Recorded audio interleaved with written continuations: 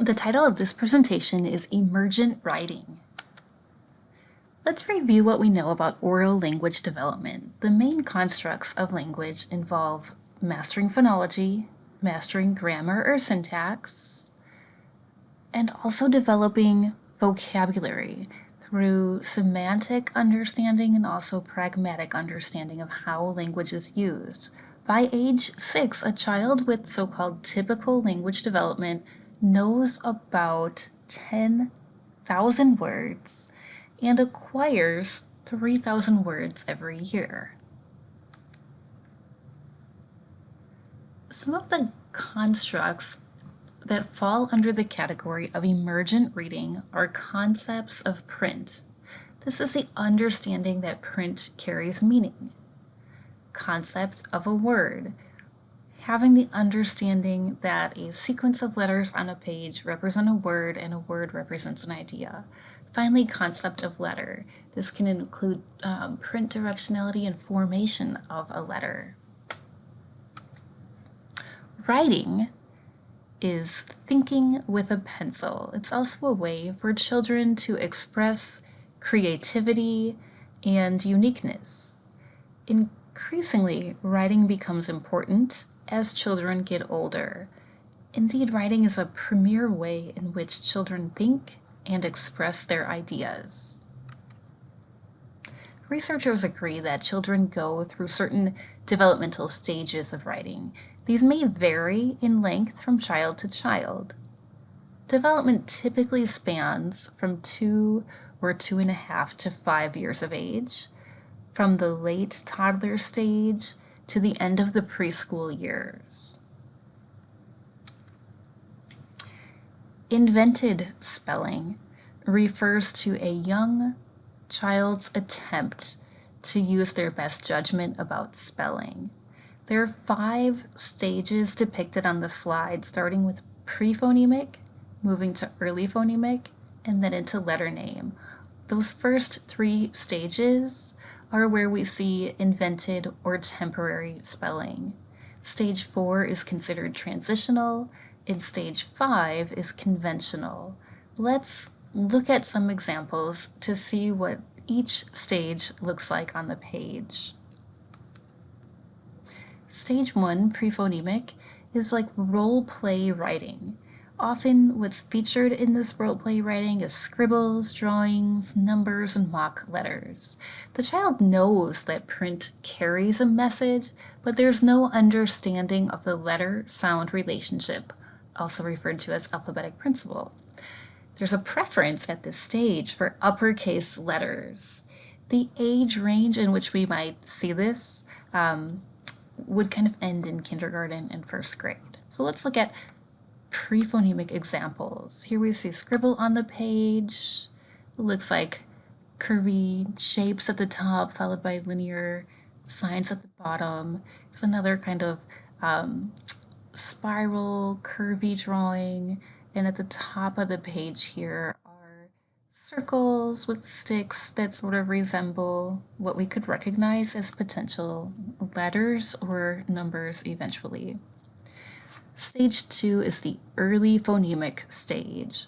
This includes pictures with labeling. At this stage, the child recognizes environmental print. Environmental print are logos, pictures, things like the giant yellow M for McDonald's. In this stage, writers use the first letter of the word to represent the whole word. For example, if they were going to write Snow White, you might see the S or the W featured. On the slide is a drawing of a stick figure-ish dog. Beneath that is the letter D. Then next to that we have a random string of letters, and at the end of the string of letters it just so happens that the letters P-A-I-N-T for paint appear. Perhaps the child was looking at a environmental print in order to construct that. Here's another example of early phonemic print. So we've got a stick figure drawing, multiple letters, some of them formed without careful print directionality using left to right in English, so some of the letters are reversed. There is a sense of a message that print carries meaning. There are some repetitions in the sounds, although no actual words can be seen in the assortment of letters that appear in this early phonemic writing sample. Another example is the beginning of a letter, perhaps copied from a model, with the words "Dear Miss," and then "Exum," and then we kind of move into early phonemic letter sequences, all capital letters, and there's kind of initials standing in place for words. A teacher or adult who's working on this letter with this child who writes his name Seth at the bottom of the page seems to interpret the letters to represent longer words. So the B that appears in the second line of the text appears to represent the meaning of baseball. Stage 3 is the letter name stage.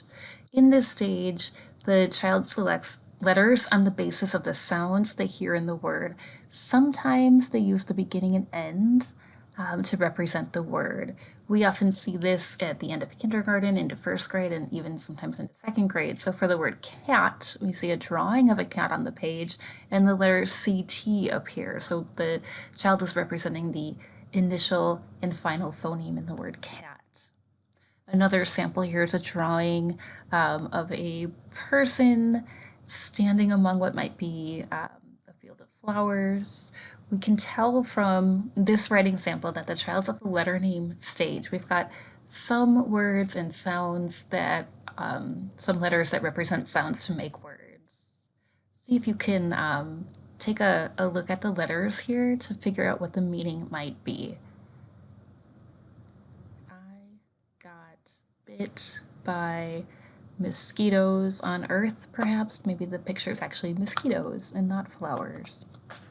The letter name stage sample here is a letter from Seth again.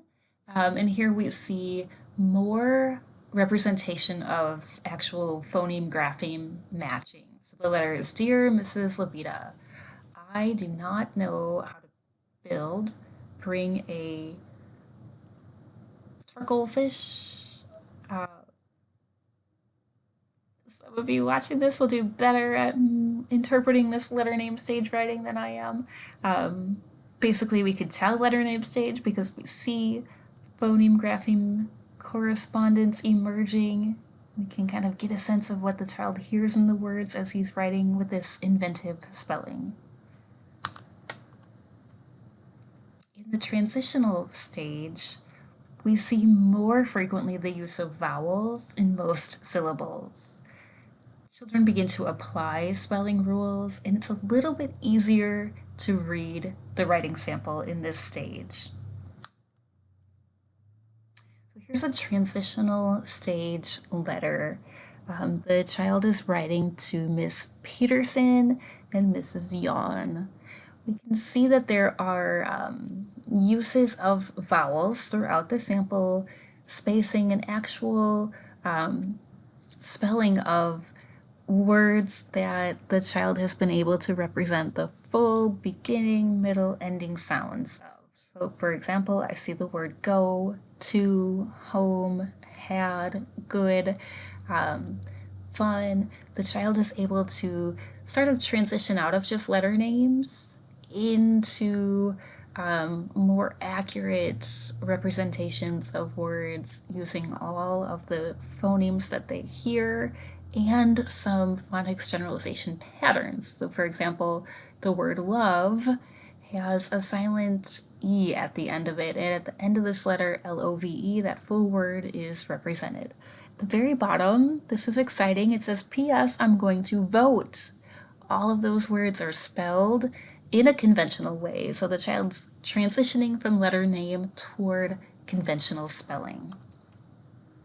Another transitional sample here is a child's writing. We can see more representation of full beginning, middle, end sounds in words, including vowels. Once upon a time, we bought a little kitten, and you know how they are when they're little. They are little rascals, but this one loved to climb trees and scratch people. He was a mean rascal. So I'm interpreting the meaning much more accurately than I was in the earlier sample. Not every word is spelled conventionally, but this is the transitional stage.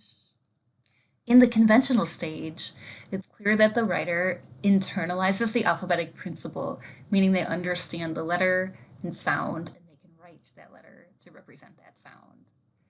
They're learning basic spelling words and patterns, and they spell words correctly. Conventional stage sample is kind of zoomed in on this slide, so we don't have the full scope of what's on the page, but we can see accurate spelling. Time to take a test, and I taked it and maked an A plus 100 super, and I got 3 time for it, and then it stopped because they finished. So the child is representing their thinking through conventional spelling. As I read the sample, you may have noticed that some of the morphological development is still in progress. So taked it instead of took it represents the age and stage the child is at. In the general population, students who have a need for more intensive writing support and have documented written language disabilities referred to by the term dysgraphia appear across the whole school age population. Sometimes students with dysgraphia are also identified with reading disabilities. In the IEP, it would look like a specific learning disability. Dyslexia may or may not be mentioned in there as well. Children with oral language impairments, perhaps eligible under speech language impairment, are 6 times more likely to have difficult reading and also writing than their so-called typically developing peers. Some best practices for teaching writing are to understand that students need to take ownership and responsibility for their writing. Students will have an interest in beginning to put pencil to paper or fingers to keyboard to tell a meaningful story. Retaining their agency and choice and ownership over the command of the pen or keyboard is an important and best practice in teaching writing. Effective writing programs involve the complete writing process. And by that I mean idea generation to actual transcription on the page to then revising and editing. So that's kind of the cycle of the writing process.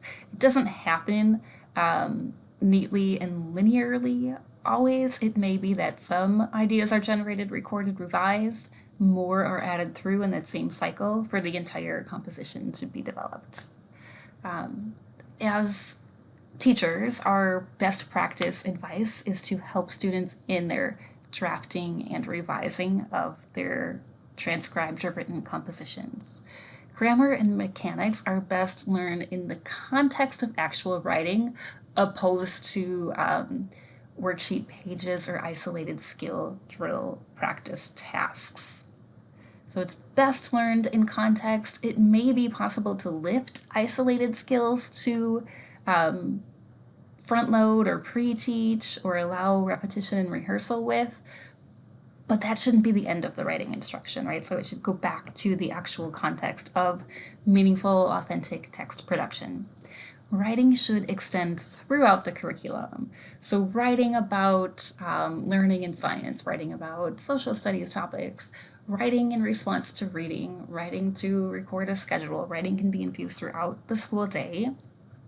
And we can scaffold writing instruction in various ways. We can use modeling, we can use peer writing, we can use assistive technology tools, we can use mechanisms like the self-regulated strategy development model. There's going to be a link to that module on Canvas that has strong evidence for use, particularly with students with emotional behavior disorders, also for students with specific learning disabilities. So that's the SRSD model. In closing here, reflect on what you've learned. Should you correct invented spelling? And that was the first 3 stages of development. Let's say you are working with a 13-year-old student with an intellectual disability. An example of his writing is below. Name what stage he's at and what you can do to get him to the next stage. So let's say that this writing sample is going to be here. Letter name stage. What would you do to help this child transition to the next stage, and what would that next stage be?